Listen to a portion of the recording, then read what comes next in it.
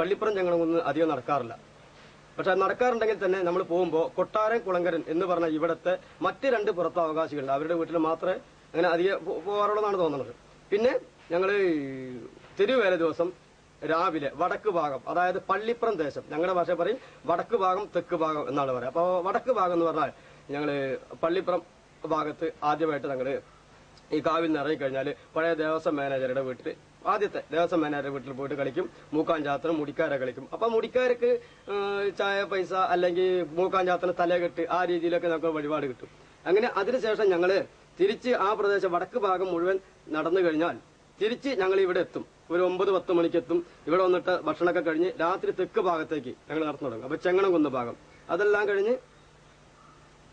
കഴിഞ്ഞ് ഞങ്ങൾ പെട്ടെന്ന് ഇവിടെ തിരിച്ചെത്തുന്നു. പിറ്റേ ദിവസം രാവിലെയാണ് അന്ന് ചൊവ്വാഴ്ച ദിവസം. പിന്നെ ഞങ്ങൾക്ക് കാളവേല ഉണ്ടായിരുന്നു. കാള കെട്ടുക, വൈക്കോല് കൊണ്ടോ അല്ലെങ്കിൽ വാഴഞ്ചപ്പ് കൊണ്ടോ ഒക്കെയുള്ള കാളകൾ കെട്ടിയിട്ട് ഞങ്ങൾ കള്ളാടിപ്പറ്റ ഇവിടെ കള്ളാടിപ്പറ്റ മരുദൂര് അങ്ങനെ ആ ഭാഗങ്ങളിലൂടെയൊക്കെ കാളകളൊക്കെ വരുന്നത്. അപ്പൊ കാളകളക്കൽ എന്ന് പറഞ്ഞാൽ കാള വഴിപാട് എന്താണെന്ന് വെച്ചാൽ പണ്ടത്തെ കാർഷിക രീതി അനുബന്ധിച്ച് കൃഷിക്കാരന്റെ വീട്ടിൽ പശുക്കളോ കാളകളൊക്കെ ഉണ്ടാവും. അവർക്ക് വല്ല അസുഖങ്ങൾ വരുന്ന ദിവസം സമയത്ത് അവർ കടപ്പുറമത്ത് പോലെ ഭഗവതിക്ക് ഞങ്ങൾ കാള വഴിപാടുന്നായിരുന്നു, കാളയെ കെട്ടി കളിപ്പിക്കാം എന്ന് പറയും. അപ്പൊ നമ്മൾ ഈ കാള കൊണ്ട് അവിടെ ചെന്നാൽ അവര് കോടി മുണ്ടുകൊണ്ട് കാളയെ പതപ്പിക്കും. അവധി മുണ്ടുകൊണ്ടോന്നല്ല, അവരെന്തെങ്കിലുമൊക്കെ മുണ്ട് തരും. ആ മുണ്ടുകൊണ്ട് ഞങ്ങൾ കാളയെ പതപ്പിക്കും. പിന്നെ 3 നെല്ല്, നാഴിയേരി, വെളിച്ചെണ്ണ, ഒരു നാളികേരം, ഈ രീതിയിലൊക്കെ അവരൊക്കെ തരുമായിരുന്നു. അത് തന്നു കഴിഞ്ഞാൽ നമ്മൾ വാളിൽ നിന്ന് ആവാഹിച്ചുകൊണ്ട് നമ്മൾ അവരുടെ തൊഴുത്തിലേക്ക് അരി എറിയും. അപ്പൊ അതൊരു വളരെ ഐശ്വര്യമായ ഒരു വഴിപാട് തന്നെയാണ് കാള വഴിപാട്. അതിനനുബന്ധിച്ചിട്ടാണ് ഇന്ന് ഈ ദേശത്ത് നമ്മുടെ ഈ ഇത്രയും ദേശങ്ങളിൽ നിന്ന് നമ്മുടെ അമ്പലത്തിൽ വരുന്ന ഈ കാള ഒരുപാട് 10, 38, 40 ജോഡി കാളകൾ വരുന്നുണ്ട്. പൊയ്ക്കാളകൾ തന്നെ.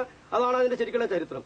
പിന്നെ ഞങ്ങൾ ആ കാളകളൊക്കെ ഇവിടെ വന്നതിന് ശേഷം, കാളകളൊക്കെ എന്നാ പറയാ, വന്നതിന് ശേഷം ഞങ്ങൾ ഉച്ചയ്ക്ക് ഊണൊക്കെ കഴിഞ്ഞ് ഞങ്ങൾ ഇവിടെ നിന്ന് പുറപ്പെടുകയായി. കോലം എന്ന് പറഞ്ഞാൽ നേരത്തെ പറഞ്ഞ നമ്മൾ പൂതം കിട്ടുന്ന ഒരു പൂതം എന്ന് പറയാൻ പറ്റും. ഞങ്ങളതിന് കോലം എന്നാ പറയാ.